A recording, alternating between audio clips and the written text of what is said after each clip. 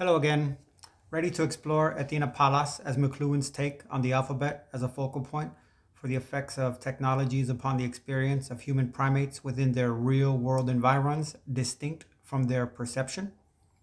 Quote, the Greek myth about the alphabet was that Cadmus, reputedly the king who introduced the phonetic letters into Greece, sowed the dragon's teeth, and they sprang up armed men.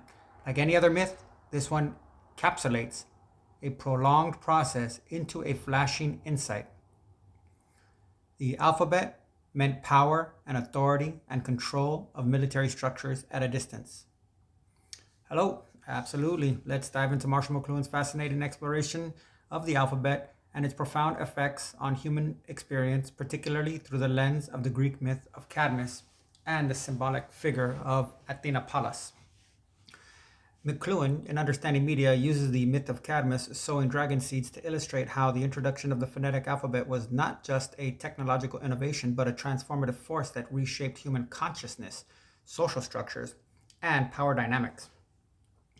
The myth encapsulates the idea that the alphabet, like the armed men who sprang from the dragon's teeth, was a tool of control, authority, and militarization. It allowed for the extension of power across distances, enabling centralized governance, standardized communication, and the organization of large-scale military operations. Athena Pallas, the Greek goddess of wisdom, warfare, and strategic prowess, serves as a fitting symbol for McLuhan's analysis. Just as Athena was both a protector and a strategist, the alphabet became a tool for both cultural preservation and domination. McLuhan argues that the phonetic alphabet, with its emphasis on visual abstraction and linearity, fundamentally altered human perception. It shifts societies from an oral sensory world where knowledge was communal and holistic to a visual centric world where knowledge became individualized, fragmented, and hierarchical. Here's how McLuhan's insights connect to Athena Pallas and the alphabet. Athena as the embodiment of strategic power. Just as Athena was revered for her strategic mind, the alphabet became a strategic tool for organizing and controlling societies. It enabled the creation of written laws, bureaucratic systems, and military logistics, all of which require a linear, structured way of thinking. 2. The alphabet as a tool of warfare. The myth of Cadmus links the alphabet to armed conflict, suggesting that the technology of writing was as much a weapon as a shield. McLuhan sees the alphabet as a weapon that extended the reach of empires, allowing them to administer vast territories and coordinate armies across great distances. 3. Athena's dual nature. Athena was both a goddess of wisdom and a warrior, embodying the duality of the alphabet's effects. On one hand, it democratized knowledge and enabled individual intellectual advancements. On the other, it centralized power and created new forms of social control. The alphabet and sensory perception. McLuhan's emphasis on the alphabet by privileging the visual sense over the other senses recognized human perception.